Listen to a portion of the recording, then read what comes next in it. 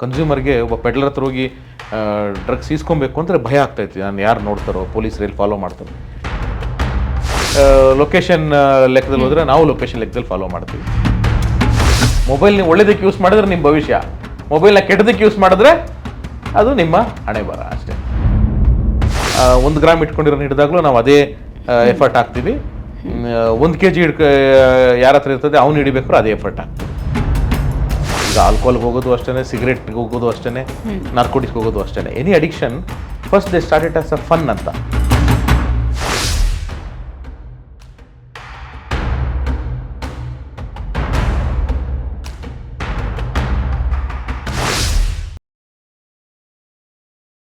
Hi ಎಲ್ರಿಗೂ ನಮಸ್ಕಾರ. ನೀವು ನೋಡ್ತಾ ಇದ್ದೀರಾ ಪೊಲೀಸ್ ಟೈಮ್ಸ್ ಡಿಜಿಟಲ್ ಚಾನಲ್. ಎಲ್ರಿಗೂ ಈ ವಿಶೇಷ ಕಾರ್ಯಕ್ರಮಕ್ಕೆ ಸ್ವಾಗತ. ಇವತ್ತು ನಾನು CCB ಆಫೀಸ್ನಲ್ಲಿದ್ದೀನಿ. ಮಾದಕ ದ್ರವ್ಯ ನಿಗ್ರಹ ದಳದ ACP ಸರ್ ನಮ್ಮ ಜೊತೆಗಿದ್ದಾರೆ. ವೆಲ್ಕಮ್ ಟು ಕಾರ್ಯಕ್ರಮ sir. So HK Mahanand sir ಬಗ್ಗೆ ಸಾಕಷ್ಟು ಜನ ಕೇಳಿರ್ತೀರ. ಸೊ ಈ ಕಾರ್ಯಕ್ರಮ ಯಾಕೆ ವಿಶೇಷ ಅಂತ ಹೇಳಿದ್ರೆ ಅವರ ಲೈಫ್ ಜರ್ನಿ, ಹೇಗೆ ಅವರು ಪೊಲೀಸ್ ಆದರು, ಯಾವ ರೀತಿಯಾದಂಥ ಜರ್ನಿ ಅವ್ರದ್ದಾಗಿತ್ತು ಅಂತ ಸರ್ ಜೊತೆನೇ ಮಾತಾಡಿ ಬನ್ನಿ ತಿಳ್ಕೊಳ್ಳೋಣ.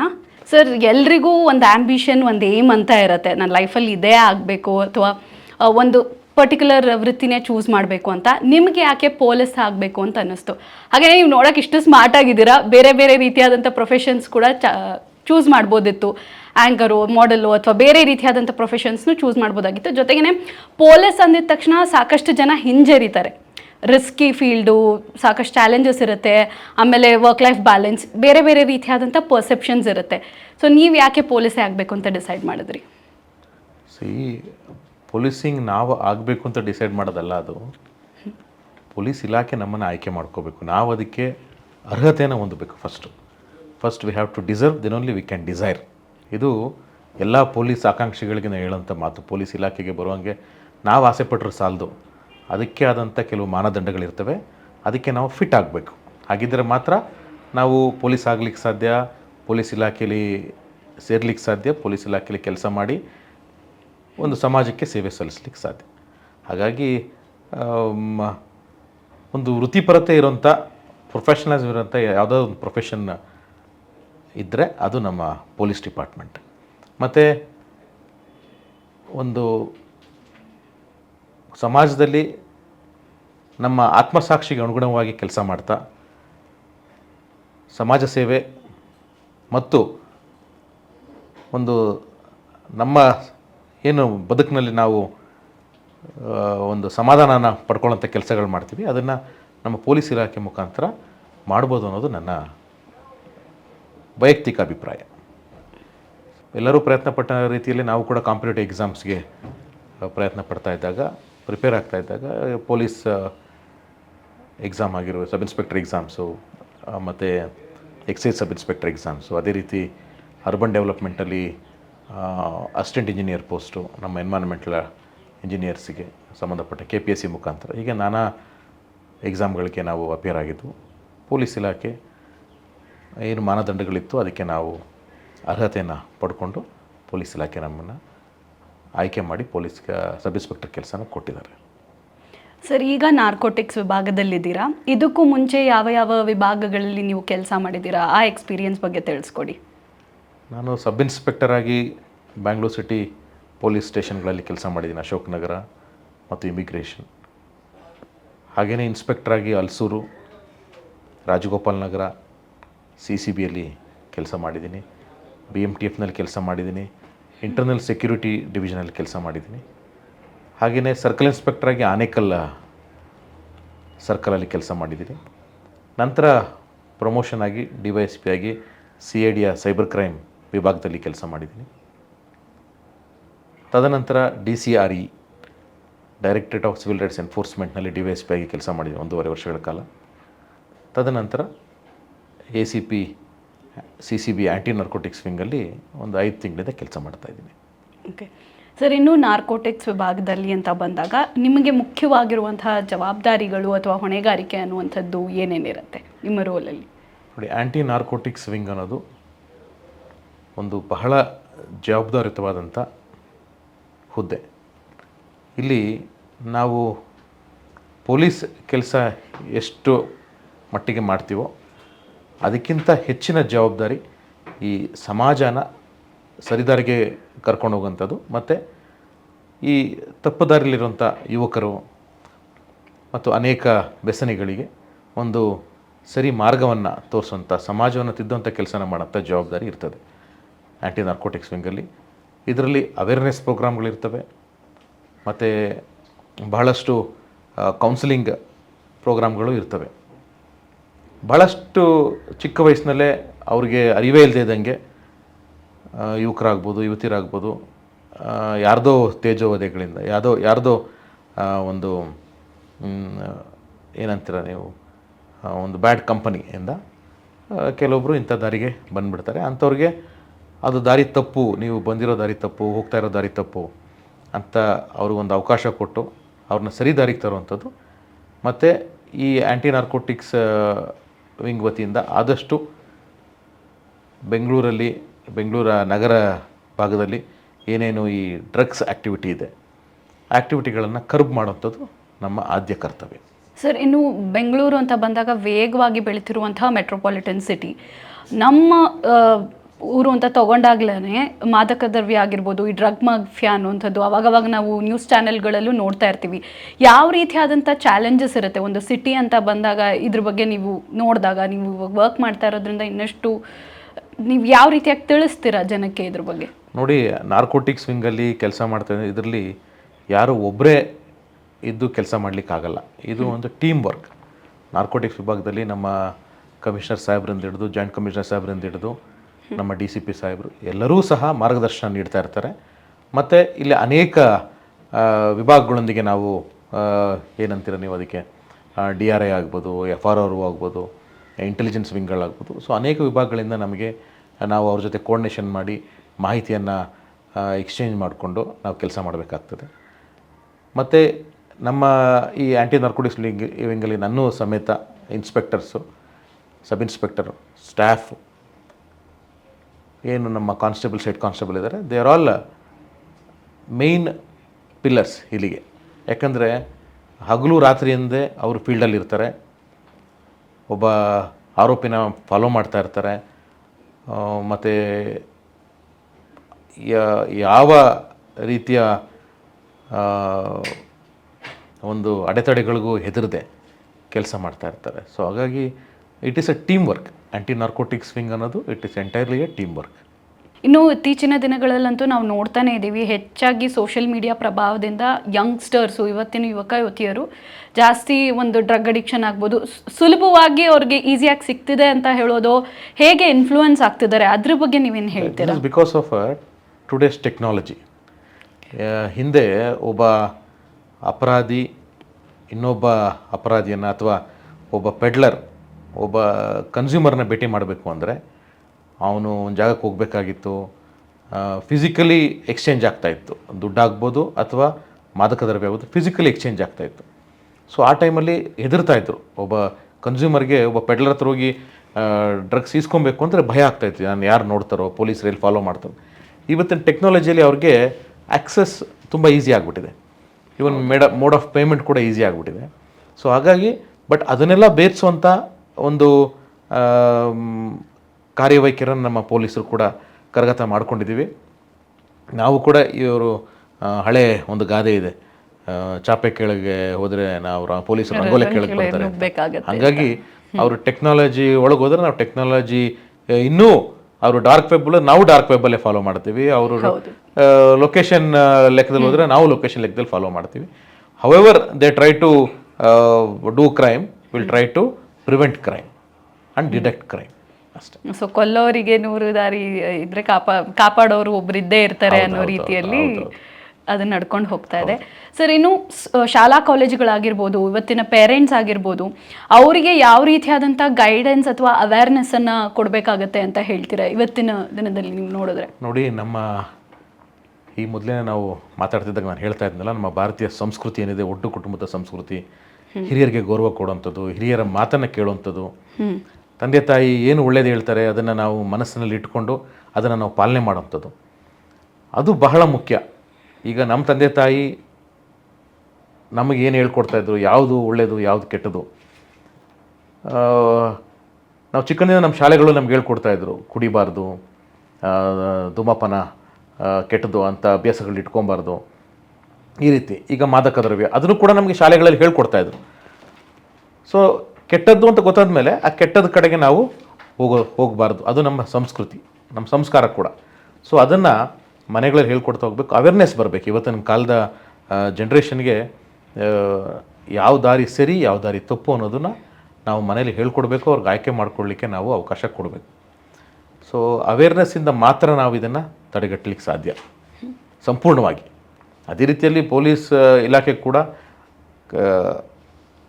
ಪ್ರತಿಯೊಂದು ಕಾಲಘಟ್ಟಗಳಲ್ಲೂ ಈ ಏನು ಅಪರಾಧಗಳಿದೆ ಅದನ್ನು ತಡೆಗಟ್ಟುವಲ್ಲಿ 100% ಪ್ರಯತ್ನ ಹಾಕ್ತಾ ಇದ್ದಾರೆ, 100% ಎಫರ್ಟ್ ಹಾಕ್ತಾ ಇದ್ದಾರೆ, ಭಾಳಷ್ಟು ಎಫಿಷಿಯೆಂಟಾಗಿ ಕೆಲಸ ಮಾಡ್ತಾ ಇದ್ದಾರೆ ಪ್ರತಿಯೊಬ್ಬರೂ ಸಹ. Not only anti narcotics wing, local police ಸ್ಟೇಷನ್ಸ್ಲಾಗ್ಬೋದು, ನೀವು ಎಲ್ಲೇ ನೋಡಿದ್ರೂ ಇವತ್ತು ಎಲ್ಲ ವಿಭಾಗದ ಪೊಲೀಸ್ ಜಾಗಗಳಲ್ಲಿ ನೀವು ಈ ಮಾದಕ ದ್ರವ್ಯನ ಹೇಗೆ ನಿಗ್ರಹ ಮಾಡಬೇಕು, ಸೊಸೈಟಿನ ಹೇಗೆ ಡ್ರಗ್ ಫ್ರೀ ಸೊಸೈಟಿ ಮಾಡಬೇಕು ಅನ್ನೋದ್ರ ಬಗ್ಗೆ ನಮ್ಮ ಹಿರಿಯ ಅಧಿಕಾರಿಗಳು ಭಾಳಷ್ಟು ಒಳ್ಳೆಯ ಮಾರ್ಗದರ್ಶನ ಕೊಟ್ಟಿದ್ದಾರೆ. ಮತ್ತು ನಮಗೆ ದಿನನಿತ್ಯ ಮೋಟಿವೇಟ್ ಮಾಡೋದ್ರ ಮುಖಾಂತರ, ನಮಗೆ ಮಾಹಿತಿಗಳನ್ನ ಕೊಡೋದ್ರ ಮುಖಾಂತರ, ಆಗಲೇ ಹೇಳ್ದಂಗೆ ಕಮಿಷನರ್ ಸಾಹೇಬರಿಂದ ಹಿಡಿದು ನಮ್ಮ ಜಾಯಿಂಟ್ ಕಮಿಷನರ್ ಸಾಹೇಬರು, DCP ಸಾಹೇಬರು ಎಲ್ಲರೂ ಸಹ ಈ ಒಂದು ಸೊಸೈಟಿಯನ್ನು ಡ್ರಗ್ ಫ್ರೀ ಮಾಡಲಿಕ್ಕೆ ಪಣತೊಟ್ಟು ನಿಂತಿದ್ದಾರೆ. ಸೊ ಇದು ಎಲ್ಲ ವಿಭಾಗದಲ್ಲೂ ಆಗ್ತದೆ. ಈಗ ಡಿಸ್ಟಿಕಲ್ಲಿ ಹೋದರೆ ನೀವು SP ಸಾಹೇಬರು, ಅಡಿಷನಲ್ SP ಅವರು, DSP, ಇನ್ಸ್ಪೆಕ್ಟರ್ಸು, ಸಬ್ ಇನ್ಸ್ಪೆಕ್ಟರ್ಸು ಎಲ್ಲರೂ ಕೂಡ ಅದೇ ಕೆಲಸದಲ್ಲಿದ್ದಾರೆ. ಇದಕ್ಕೆ ಸಾರ್ವಜನಿಕರ ಒಂದು ಸಹಕಾರನೂ ಕೂಡ ಬೇಕಾಗ್ತದೆ.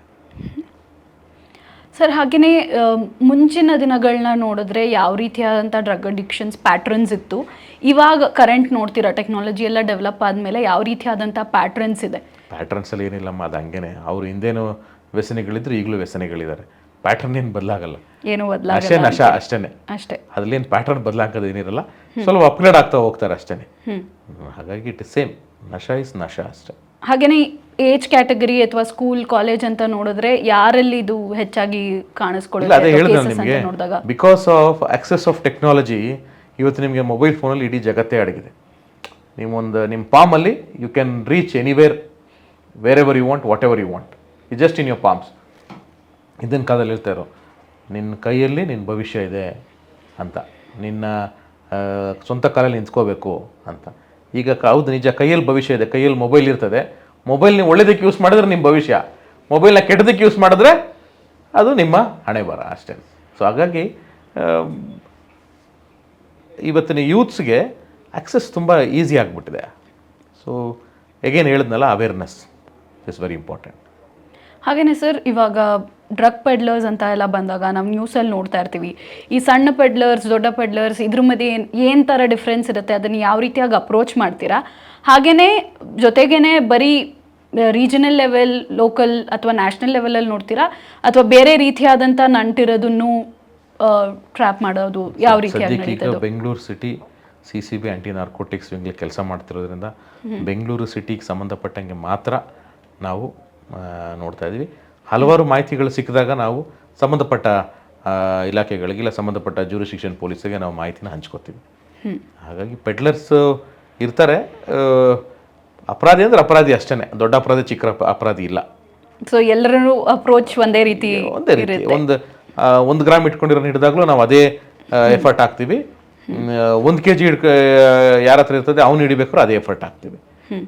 Hour main intention is to prevent crime, detect crime and give a drug free society ಅಷ್ಟೇ. ಹಾಗೆಯೇ ಇತ್ತೀಚಿನ ದಿನಗಳಲ್ಲಿ ನಾವು ನೋಡ್ತಾ ಇರೋದೇನೆಂದರೆ ಡ್ರೋನ್ ಆಗಿರ್ಬೋದು, ಡಾರ್ಕ್ ವೆಬ್ ಆಗಿರ್ಬೋದು, ಕ್ರಿಪ್ಟೋ ಕರೆನ್ಸಿ, ಆನ್ಲೈನ್ ಫ್ರಾಡ್ಸ್ ಜಾಸ್ತಿ ನೋಡ್ತಾ ಇದ್ದೀವಿ. ಅದನ್ನು ಅದ್ರ ಜೊತೆಗೂ ಡ್ರಗ್ಸ್ ಇದ್ರದ್ದು ನಡೀತಾ ಇರೋದ್ರಿಂದ ಅದನ್ನು ಯಾವ ರೀತಿಯಾಗಿ ಪ್ಲ್ಯಾನ್ ಮಾಡ್ತೀರಾ sir, to track or to look into it? ಪ್ಲ್ಯಾನಿಂಗೇನಂತ ಏನಿರಲ್ಲ, it is completely complaint based. ನಮ್ಮ ಕಂಪ್ಲೇಂಟ್ ಕೊಟ್ಟಾಗ ಅಪರಾಧ ಹೇಗಾಗಿರ್ತದೆ ಅನ್ನೋದನ್ನು ಪತ್ತೆ ಮಾಡಿ ನಾವು ಫಿರ್ಯಾದಿದಾರರಿಗಾಗಲಿ ಕಂಪ್ಲೇಂಟ್ಸ್ಗೆ ನಾವು ಸಹಾಯ ಮಾಡಲಿಕ್ಕೆ ನಾವು ಆ್ಯಕ್ಷನ್ ತಗೋತೀವಿ ಅಷ್ಟೇ. ಪ್ಲ್ಯಾನಿಂಗ್ ಅಂತೇನಿರಲ್ಲ, ಬೇಸ್ಡ್ ಆನ್ ದ ಕಂಪ್ಲೇಂಟ್ ಬಂದಮೇಲೆ ನಾವು ಇದು ಯಾವ ರೀತಿ ಆಗಿದೆ ಅನ್ನೋದನ್ನು ಥಿಂಕ್ ಮಾಡಿ ಮಾಡೋದು. ಎಲ್ಲರಿಗೂ ಜನರಲ್ ಅಪ್ರೋಚ್ ಮಾಡೋಕ್ಕಾಗಲ್ಲ ನಾವು. Every case is different case. So ಆ ರೀತಿ ಇರ್ತದೆ.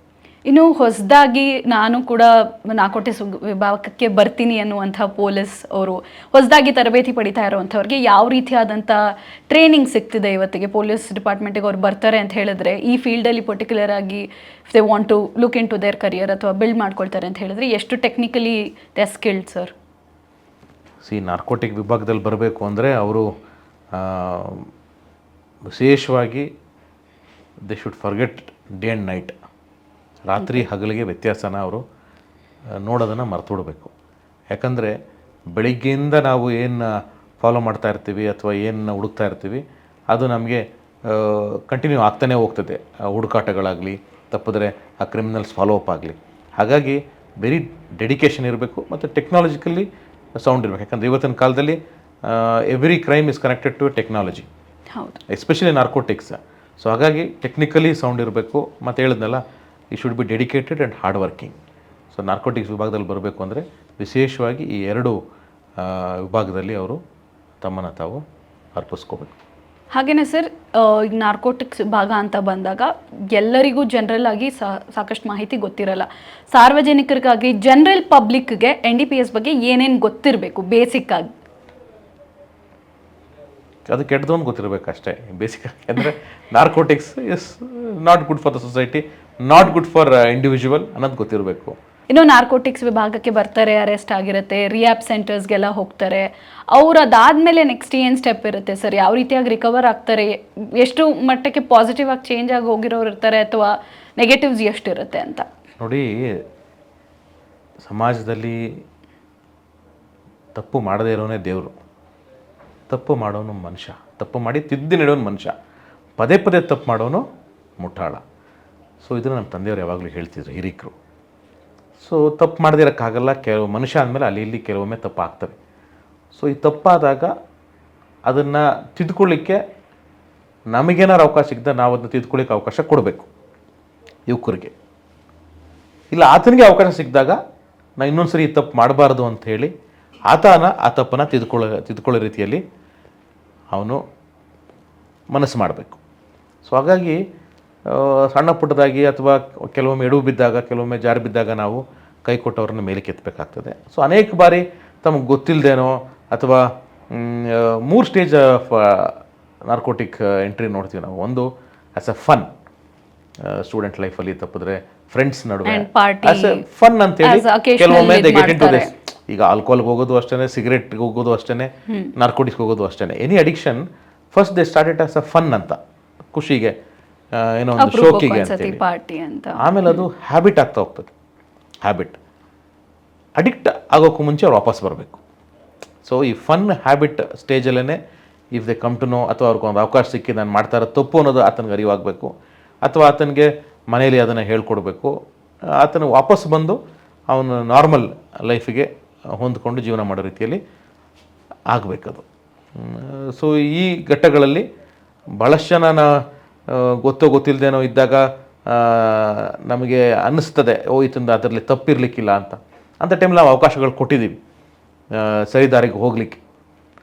ಇಂಪಾರ್ಟೆಂಟ್ ಆಗಿ ಒಂದು ಸೊಸೈಟಿಯಲ್ಲಿ ಈ ನಾರ್ಕೋಟಿಕ್ಸ್ ಇದನ್ನೆಲ್ಲ ತಡಿಬೇಕು ಅಂತ ಹೇಳಿದ್ರೆ ಇವತ್ತಿನ ಯಂಗ್ಸ್ಟರ್ಸ್ ಅಥವಾ ಯೂತ್ಗೆ ಆ್ಯಸ್ ಅ ಸೊಸೈಟಿ ಒಂದು 3 ಮೆಷರ್ಸನ್ನು ಎಲ್ಲರೂ ಫಾಲೋ ಮಾಡಬೇಕು. ಸ್ಕೂಲ್ ಕಾಲೇಜಲ್ಲಿ ಆಗಿರಬಹುದು, ಅವೇರ್ನೆಸ್ ಪ್ರೋಗ್ರಾಮ್ಸ್ ಆಗಿರ್ಬೋದು. ಕಾಮನ್ ಆಗಿ ಇದು ಎಷ್ಟು ಇಂಪ್ಯಾಕ್ಟ್ ಮಾಡುತ್ತೆ, ಎಷ್ಟು ಮಟ್ಟಿಗೆ ಇದನ್ನು ಮಾಡ್ಕೊಳ್ತಾ ಹೋಗಬೇಕು ಕಂಟಿನ್ಯೂಸ್ ಆಗಿ ಅಂತ ಹೇಳ್ತೀರಾ? ನೋಡಿ, ಅವೇರ್ನೆಸ್ ಪ್ರೋಗ್ರಾಮ್ ಅನ್ನೋದು ನಾವು ನಿರಂತರವಾಗಿ ಮಾಡ್ತಾನೆ ಇರಬೇಕು. ಯಾಕಂದರೆ ಹಿತ್ತಲ ಗಿಡ ಮೊದಲ ಅಂಥೇಳಿ ತಂದೆ ತಾಯಿ ಏನು ಹೇಳ್ತಾರೆ ಅದು ಮಕ್ಕಳು ಕೇಳಲ್ಲ. ಮನೇಲಿ ಹೇಳಿದ್ದವರು ದಿನ ಹೇಳ್ತಾನೆ ಇರ್ತಾರೆ, ಇದನ್ನೊಂದು ಎಕ್ಸ್ಟ್ರಾ ಹೇಳ್ತಾರೆ ಅಂತ ಹೇಳ್ತಾರೆ. ಏನೀಗ ನಾವು ಸ್ಕೂಲಲ್ಲಿ ಹೋಗಿ ಹೇಳ್ಕೊಡ್ತೀವಿ ಮಕ್ಕಳಿಗೆ, ಶಾಲಾ ಕಾಲೇಜುಗಳಲ್ಲಿ ಹೇಳ್ತೀವಿ, ನಮ್ಮ ಪೊಲೀಸ್ ಆಫೀಸರ್ಸ್ ಏನೋಗಿ ಅವೇರ್ನೆಸ್ ಪ್ರೋಗ್ರಾಮ್ ಕ್ರಿಯೇಟ್ ಮಾಡ್ತಾರೆ, NGOದವ್ರು ಏನು ಅವೇರ್ನೆಸ್ ಪ್ರೋಗ್ರಾಮ್ ಕ್ರಿಯೇಟ್ ಮಾಡ್ತಾರೆ, ಸೋಷಿಯಲ್ ಮೀಡಿಯಾ ಪ್ಲ್ಯಾಟ್ಫಾರ್ಮ್ಗಳು ನೀವೇನು ಅವೇರ್ನೆಸ್ ಪ್ರೋಗ್ರಾಮ್ ಕ್ರಿಯೇಟ್ ಮಾಡ್ತೀರಿ, ಮಾಧ್ಯಮ ಮಿತ್ರರು ಏನು media very strong tool in the society, ಅವರು ಏನು ಅವೇರ್ನೆಸ್ ಪ್ರೋಗ್ರಾಮ್ ಕ್ರಿಯೇಟ್ ಮಾಡ್ತಾರೆ.